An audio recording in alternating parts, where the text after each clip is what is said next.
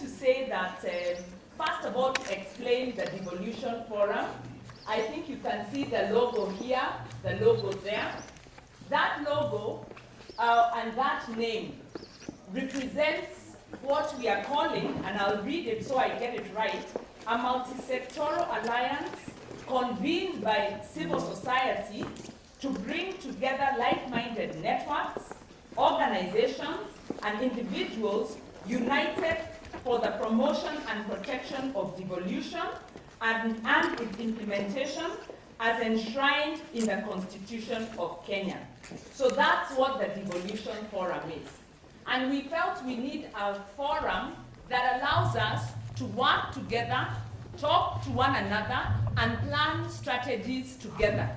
So the fact that you're here, I believe you're interested in being part of this forum. Am I right? Are you interested in being part of a forum that will protect devolution? So that you continue your work where you are, but we keep communicating with one another to make sure what you're doing on the ground and what we are doing at national level is moving together, isn't it? So let us support the Devolution Forum, which is a very, very young forum, and our sole purpose is to promote and protect devolution as it is enshrined in the Constitution of Kenya. This means for those who are attempting to review the Constitution, even before implementation of the Constitution has, if you remember in 2012, when the Leadership and Integrity Act was being debated on and was due to be presented in Parliament, key provisions were removed by the Cabinet. Those provisions were further undermined in Parliament. So we got a law that was half of what it's supposed to be. So that our state officers, and that is everybody from the president, the deputy president, our governors, our MPs, our MCAs, all of those, the law that is governing them is already weak. And we are here as civil society, and we need to really think, what do we do? Because we need accountability in our state officers. So we have identified that as one challenge in the implementation of devolution. Accountability has already been undermined.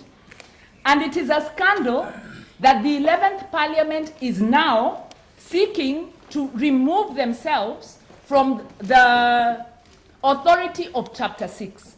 And they have been trying to push for an amendment of Article 260. In fact, the Constitution for Implementation, the Commission for Implementation of the Constitution, the CIC, went to court to prevent this action by Parliament.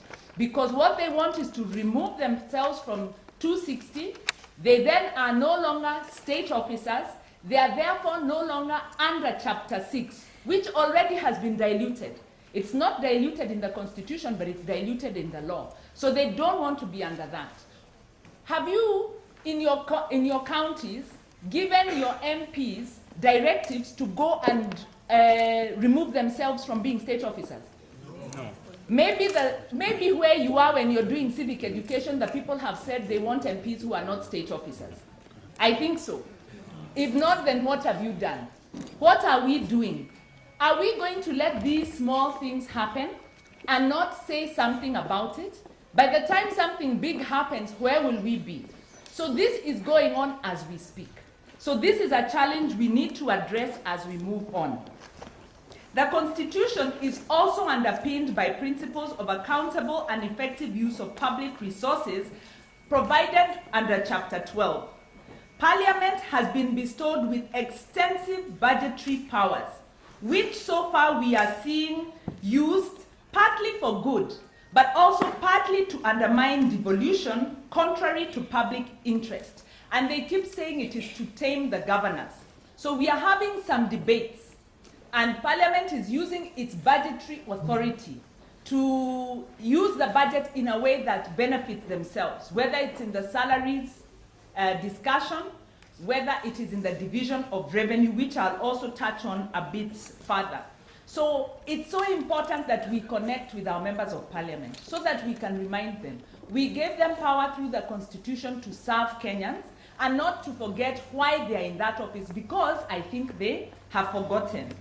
We then have Article 174 on the objects of devolution, and it provides for democratic and accountable exercise of power, powers of self-governance to the people, and the right of communities to manage their own affairs and further their own development. Citizens are at the heart, public participation is at the heart of devolution. It underpins the entire constitution. County governments have already begun engaging the public in the budget process. Am I right? Have you been involved in any budget process in your county? If you have, first, have you heard of public hearings on the budget process or planning process in your county? Let us tell the truth. Have we had? Yes. Yes? Have we been involved, or are we sleeping? Have we been involved? Yeah. How can we not be involved? If it's a public meeting, why aren't we involved? Or we are waiting for special invites? No, we go for the meeting. If the meeting is there, you find out and you go. And then you tell the governor, next time we want you to tell us 2 weeks in advance, not 2 days in advance, like our meeting here. We did 2 days in advance, but you're here. And we thank you so much for that. But the issue is that county governments have a lot more work to do, because they need to set up county budget and economic forums, which is a place where you can discuss the county budget and planning processes. They need to set up village councils, and these councils will discuss issues of the village. Development needs to pass the civic education, discuss planning. Those issues that touch the Wananchi will be discussed in those village councils. They need to set up village forums, they need to do the civic education. All these things need to be done. And if you saw in the papers last week, there was some announcements. Some counties are beginning to undertake civic education. So where are we? Are we supporting our counties? Are we giving them the pace to tell them we are here to help you set up? We don't want power to reach to the county level and not reach to the Wananchi. And if we are not careful, that is what will happen. Then we'll be blaming our governor. Power has been devolved, and it needs to be devolved right to the very local level through the decentralization process. So part of the discussion that we'll be having will be to look at how do we do this, and so that we can commit ourselves to support this process. Article 43 in the Constitution, and I told you this, our Constitution is a peaceful revolution, because it's a change from the governance that we had before, and it is giving us a new paradigm of governance. So it protects socio-economic rights under Article 43. That means we are entitled to housing, we are entitled to water, we are entitled to health, basic services. The government is bound by the Constitution to give us some basic level of these services to all Kenyans. This article is further given force under Article 174, which provides under Schedule 4 and Article 174, which gives county governments the responsibility for delivering services. So Article 43, our right to socio-economic rights, our right to good services, will be delivered through our county governments. Now, the problem begins there, because for our counties to deliver those services, there was a mechanism put in place, a transition process. This transition process has broken down. And if you've been monitoring the media, I understand even today in the papers and in the news, it's there. That transition process has become very personality-oriented. Transition Authority is saying if we are not here, the devolution is dead. And on the other hand, the national government, the Council of Governors want this body to go. But we have to get beyond the personalities and ask, what are the transition issues that we have to sort out so that our services are sorted out? And these are, we need clarity on county functions. Who is doing what? Which have been transferred? Which ones are shared? And how will they be managed? We need the cost, so that when money is being given in Parliament through the division of revenue process, it's not political guesswork. We will tame the counties. We are cutting your money, and Senate has agreed that they'll join Parliament, National Assembly to cut the money. We need to cost, because if it costs 10 or 15 shillings to deliver health services to one individual Kenyan, then there's no way the national government can cut that money when we know the cost of delivering adequate health. This process, we are not sure where it is, and it is one of those things that needs to be done. Staff, you've seen strikes back and forth, and there are more strikes to come, because the issue of the personnel who are managed by the national government, who needed to move to the county government, was not well managed. That process was covered in some kind of deal making and some quick maneuvers, so that counties found themselves with some staff that they don't need, some staff that they don't know because they are ghost workers, and then national government is holding staff that could be helping the county government, while county government might be recruiting additional. It's a big mess. So that transition process is in chaos right now, and unless we hear to the contrary, we must assume that this process is pending and needs to be done, needs to be sorted out. Assets, land assets, the assets that were owned by government. There was supposed to be a process where these would be audited and transferred to the county, or just audited and then determined those that will stay with the national government. I understand local authority assets were audited. We haven't, these records were not made publicly available. National government assets were not audited because apparently that information was not shared with the transition authority. These are unofficial records, and when you read the report, this is what you understand. So we are saying, national government, if you're supporting the transition process, how have you assisted in these critical transition processes? And why are they being held up, and what will be done? Policy, sector policy, water policy, health policy, agriculture policy. These policies have not been aligned to the new constitution.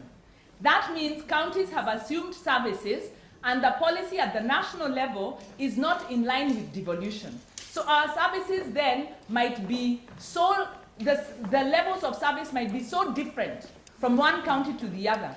Mistakes may happen because this policy is not done. National government has not done its bit. So as the battle rages over the transition authority, there are weighty issues that need to be addressed. And one of the proposals that we have made is that we need an audit of the status of the transition process. The Senate last year was on record, I think around November, telling the TA, give us an audit of what you have done so far. So where is that report? And then we need to have a structured way. If the TA is to transfer the transition process to a new body, can it be a structured way? Not a process where they are just fired, a new body comes and they are wondering, sasa tutaanza wapi, where are the records? And we know TA had hired staff who are on the ground and understand the transition process. So we don't want more chaos to the already existing chaos, and we are as a forum, we need to communicate this to government that we've been watching on the sidelines and we are not impressed with the way they're handling things.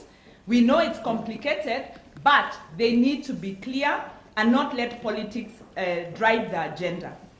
Articles 174, 175, 201 and 202 lay the basis for regional equity in Kenya, to bring all parts of Kenya to share the national cake.